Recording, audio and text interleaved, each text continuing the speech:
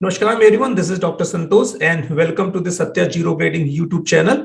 आज के इस वीडियो में हम डिस्कस करने वाले हैं हाइपोथर्मिया के बारे में। हर एक एनिमल के एक स्पेसिफिक टेम्परेचर होता है और अगर उस प्री डिफाइंड टेम्परेचर से उसके बॉडी का टेम्परेचर नीचे गिर जाए तो दैट इज कॉल्ड हाइपोथर्मिया। वैसे ही शीप एंड गोट के केस में भी होता है।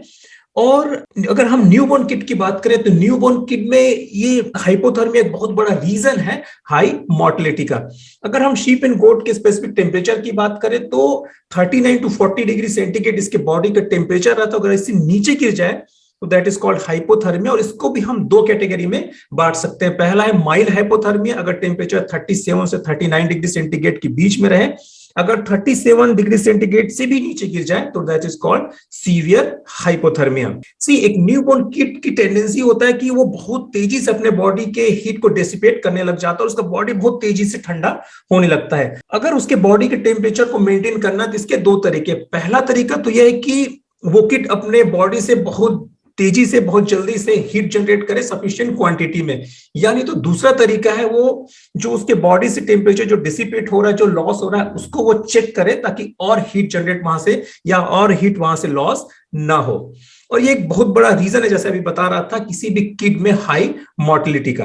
हीट जनरेट एक किड दो तरीके से करता है। पहला तो है उसके बॉडी में जो फैट डिपॉजिट रहता है उसके थ्रू वो हीट जनरेट करता है, लेकिन ये लिमिटेड क्वांटिटी में होता है और एक समय के बाद में ये काम नहीं करता है। तो इसके बाद एक सेकेंड तरीका है जिसके थ्रू एक किड हीट जनरेट करता है, वो है कोलेस्ट्रम एंड मिल्क फीडिंग। इसीलिए जैसे एक बच्चे का जन्म होता है हमको तुरंत उसको बहुत ही जल्दी उसको कोलेस्ट्रम फीड करना ही चाहिए। अब यहाँ पे मेन प्रश्न ये आता है कि आखिर हमको कैसे पता चलेगा कि किसी पर्टिकुलर एनिमल में हाइपोथर्मिया हो चुका है। तो इसको हम दो तरीकों से मेजर कर सकते हैं। पहला तरीका है उसके बॉडी के टेम्परेचर को मेजर करना, रेक्टल बॉडी टेम्परेचर को मेजर करना, जिसको हम थर्मामीटर के थ्रू करते हैं। और दूसरा है साइन एंड सिम्टम को देख के भी हम उसका अंदाजा लगा सकते हैं। साइन एंड सिम्टम्स में आपको ये कुछ स्पेसिफिक सिम्टम्स उसमें देखने को मिल सकता है। पहला तो टक्ड अप, वो अपने बॉडी को इस तरह से श्रिंक करके रखता है ताकि और उसके बॉडी से टेम्परेचर डिसिपेट ना हो।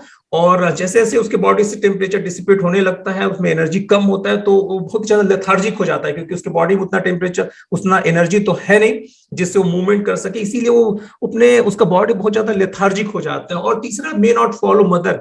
जैसे कि इसके पहले ही पॉइंट से क्लियर है, भाई उसके बॉडी में अगर एनर्जी ही नहीं है, अगर वो बीमार टाइप से है, तो वो अपने मदर के पीछे जाएगी कैसे। इसीलिए वो बिल्कुल अकेले अलग थलग रहना स्टार्ट कर देता है। If the hypothermia severe kid में बी फ्लैट, जैसे कि नीचे वाले आप पिक में देख सकते हैं, अगर बहुत ही कम हो जाए उसके बॉडी का टेम्परेचर तो वो गिर जाता है, जमीन पे लेट जाता है। अब जैसे एक बार आपको पता चलता है कि आपके पर्टिकुलर एनिमल में हाइपोथर्मिया हो चुका है, तो आपकी रिक्वेस्ट है कि प्लीज अपने नियरेस्ट वेटरनरियन को जरूर बुलाएं और उसको इमीडिएट ट्रीटमेंट दें, क्योंकि मैंने पहले ही बताया था कि ये बहुत बड़ा रीजन है किड्स में डेथ का। देखिए, अभी हमने थोड़ी देर पहले बात किया था कि हाइपोथर्मिया दो टाइप का होता है। पहला होता है माइल्ड हाइपोथर्मिया, दूसरा होता है सीवियर हाइपोथर्मिया। तो इन दोनों केसेस में हमको क्या करने हैं, कैसे अपने किड को सुरक्षित रखने हैं। अगर हम माइल्ड हाइपोथर्मिया की बात करें तो सबसे पहला तो make body surface dry with towel.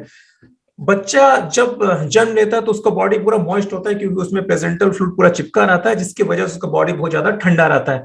तो जैसे ही बच्चे का जन्म होता है तो तुरंत एक साफ और अच्छे कपड़े से, बिल्कुल मुलायम कपड़े से उसके बॉडी को अच्छे से पोंछना है और उसके बॉडी में जो भी मॉइस्ट है उसको दूर करना है। दूसरा कि जैसे जन्म के बाद उसको कोलेस्ट्रॉल जरूर फीड करे। जैसे कि मैंने बता रहा था, वो अपने बॉडी में दो तरीके से हीट जनरेट करता है। पहला है फैट के थ्रू, दूसरा कोलेस्ट्रॉल एंड मिल्क के थ्रू।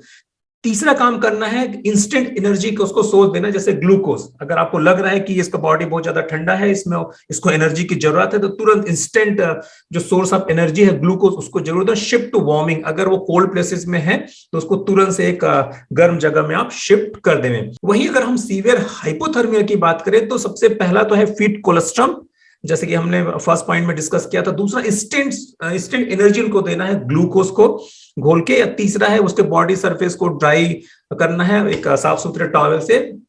फोर्थ है warm by keeping in warming box. हम आगे देखेंगे एक वार्मिंग बॉक्स होता है जो अंदर से गर्म रहता है, उसमें आप उस किट को शिफ्ट कर सकते हैं। Keep checking body temperature every 30 minute, आपको वहां पे बिल्कुल अलर्ट रहना है।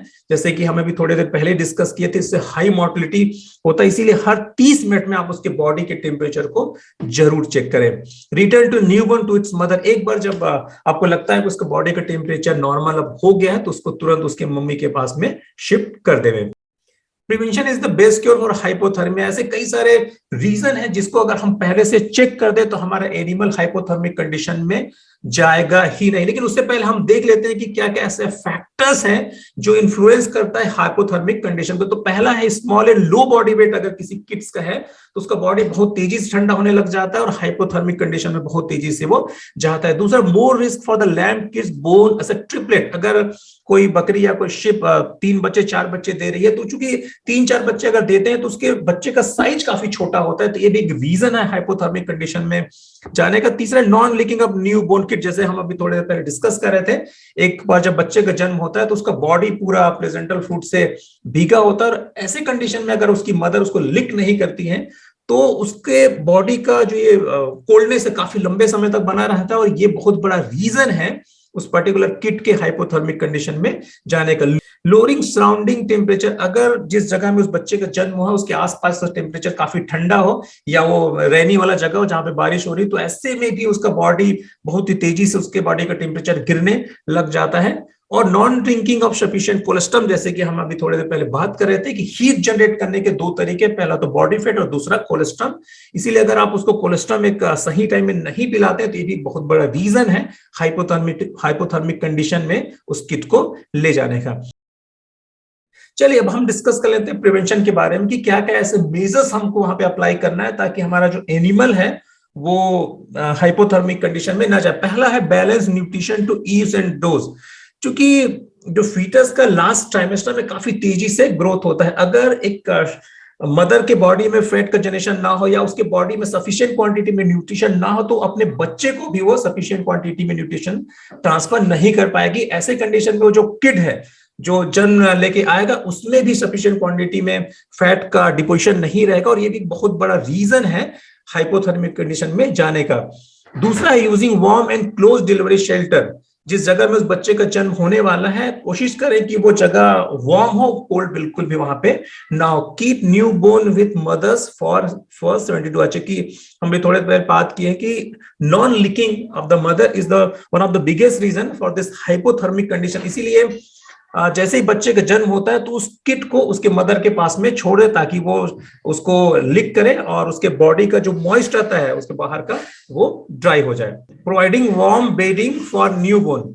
एक बार जैसे ही बच्चे का जन्म हो जाता है तो उसको वार्म बेडिंग दे ताकि उसका बॉडी गर्म रहे। Ensure cholesterol feeding in required quantity and quickly. आपको कोलेस्ट्रॉल उसको जल्दी जल्दी फीड करना है ताकि ये हीट जनरेशन का काम करे। Ensure lambs and kids are well fed till weaning. जब तक वो किड दूध पीना नहीं छोड़ देती है तब तक उसको अच्छे से न्यूट्रिशन जरूर दे। Providing proper shelter during rainy and winter season. ठंड के टाइम या बरसात के टाइम में उनको आपको एक अच्छा शेल्टर जरूर दें उसको। Keep newborn indoors in shelter in harsh weather. जो हार्श वेदर है जैसे बहुत ज्यादा ठंडी का टाइम है या बहुत ज्यादा रेनी सीजन है उसको एक अच्छे जगह में रखे ताकि वो उसके द्वारा अफेक्टेड ना हो।